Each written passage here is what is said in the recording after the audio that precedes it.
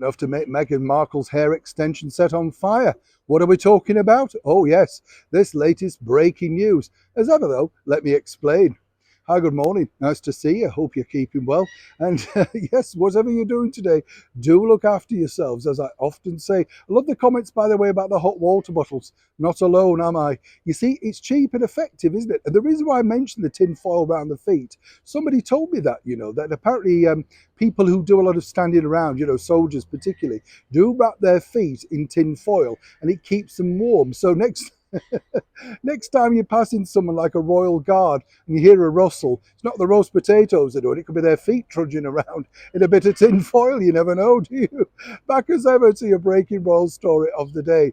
It was strange. I remember it a few years back now, very early on, over at Madame Tussauds in London. We were invited. Oh, it was the crack of dawn, about 7:30 a.m. in the morning, I know. And we were invited to the unveiling just ahead of the royal wedding of Prince Harry and the cable TV actress Meghan Markle.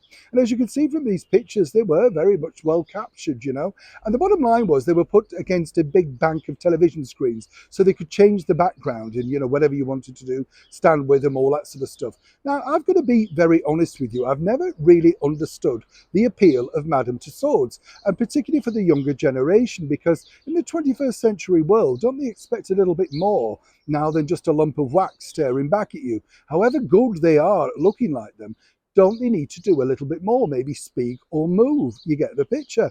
Of course, Meghan Markle never said a word, as she hasn't done for months on end, thankfully. This was possibly the quietest she's ever been, stood at Madame Tussauds, but a lot of people were slightly impressed.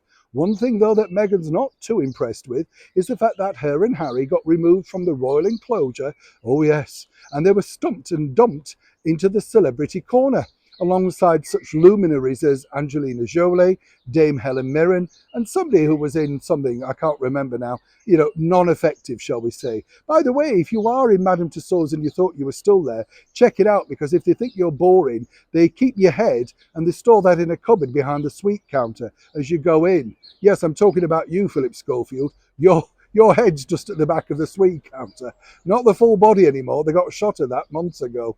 Think you're somebody else now. But on a serious note, this is what's truly happening. Harry and Meghan, as I say, are not too keen on the fact that they've been dumped across into the celebrity corner. But they figured, according to a very good source, that now their children have been bestowed royal titles, as in Prince Archie and Princess Lily, that they figured that this may elevate them back into the royal enclosure, and even perhaps have waxworks of their children. I kid you not.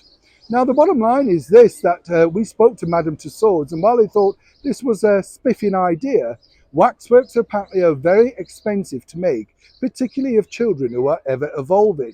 They are casting their eye over young Prince George, who reaches 10, and they see him, of course, as a pivotal role in their royal enclosure. People want to look at Prince George, particularly his own age group.